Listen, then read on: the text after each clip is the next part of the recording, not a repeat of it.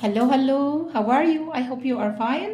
I am teacher فاطمة سليمان. حبايبي طلاب grade 4 بحبكم قوي طلاب الصف الرابع الابتدائي. ان شاء الله في فيديو النهارده هنشتغل من كراسة الانتراكتيف نوت بوك بتاعت المعاصر.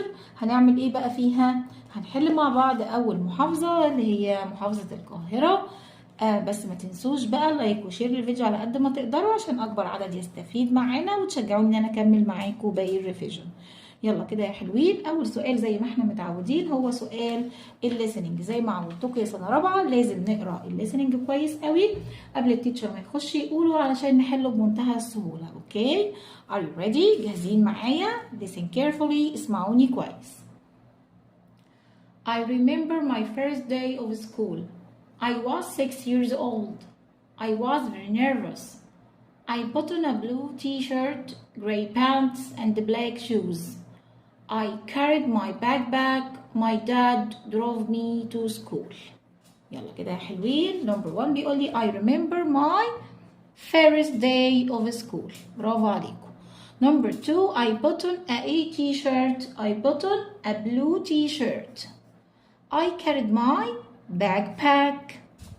Number 4 my dad drove me to school. Okay.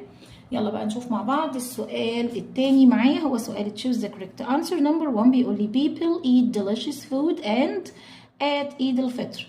الناس بتاكل طعام لذيذ وبتعمل ايه؟ celebrate وبتحتفل في عيد الفطر. Number 2 we should be يجب علينا احنا نكون ايه؟ of our beautiful country. يجب علينا ان احنا نكون فخورين بيه، يبقى proud of. Number 3 the e travels through the air. ايه هي اللي بتسافر بينا في الهواء؟ طبعا هي مين؟ plane، طيارة plane. Number 4 it's unhealthy to play. من الغير صحي ان انا العب ايه؟ video games.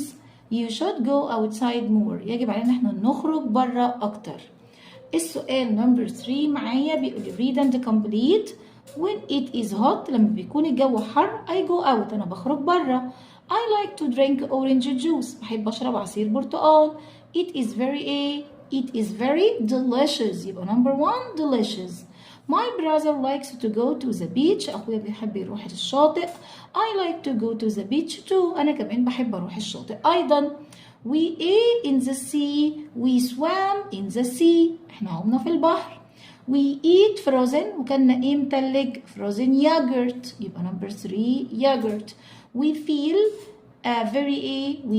very happy. كنا حاسين ان احنا سعداء جدا at the end of the day في نهاية اليوم. تعالوا بقى نشوف السؤال number 3 هنا معايا. بيقول لي read the text and answer the questions. هنقرأ النص معايا ونجاوب على الأسئلة.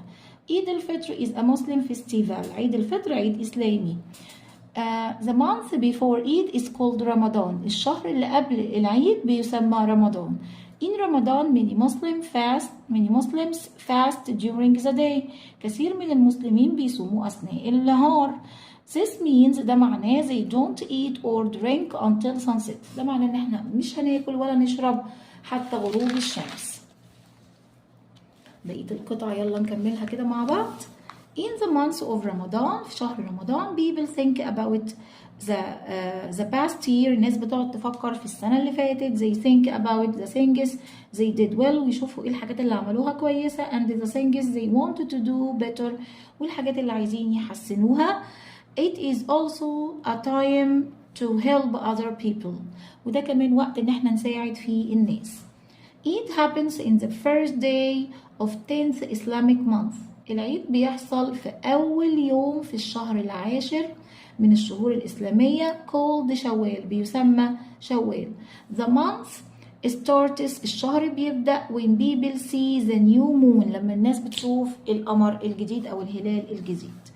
Choose the correct answer. Number 1 بيقول the text is about. القطعة بتتكلم عن إيه؟ طبعا بتتكلم عن عيد الفطر. Number 2 in Ramadan many Muslims. كثير من المسلمين بيعملوا إيه during the day؟ fast during the day. السؤال number 3 بيقول لي summarize the second paragraph in one sentence. لخص الباراجراف التاني في جملة واحدة. يعني هنقول ايه هنا؟ ممكن نقول people think about the past year, they think about things they did well and things they wanted to do better. اوكي طيب بعد كده بيقول لي هنا نمبر 4 when عيد الفطر. امتى عيد الفطر؟ بيحصل امتى؟ هنقول له اهي in the Eid happens in the first day of the 10th Islamic month. دي نمبر 4. هنا دي نمبر 3. السؤال اللي بعد كده معانا نمبر 5 بيقول لي correct. Where do you go yesterday؟ yesterday موجودة تقول لي اختاري ماضي. الماضي من do did. Number 2 my brother won the race yesterday. yesterday بتقول لي اختاري ماضي. الماضي من when won. Number 3 I have a bad day yesterday. yesterday موجودة تقول لي اختاري ماضي. الماضي من have had. Number 4 to stay safe online. عشان تبقى آمن online people بيقول لي shouldn't use strong passwords.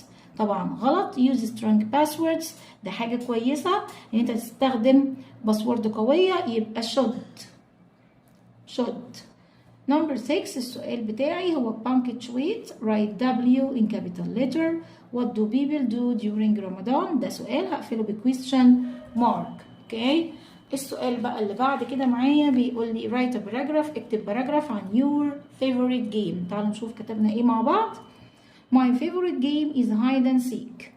I like to play it with my friends. لعبتي المفضلة هي لعبة hide and seek. لعبة الاستغماية. I like to play it with my friends. أنا بحب ألعبها مع أصدقائي. We play it in the park. بنلعبها في البارك. I always win. أنا دايما بفوز. I always win the game. أنا دايما بفوز باللعبة. I have fun. أنا بستمتع جدا. كده نكون خلصنا الفيديو. أتمنى يكون الفيديو عجبكم. ما تنسوش لايك وشير للفيديو على قد ما تقدروا عشان أكبر عدد يستفيد معانا. أشوفكم على خير إن شاء الله. Goodbye.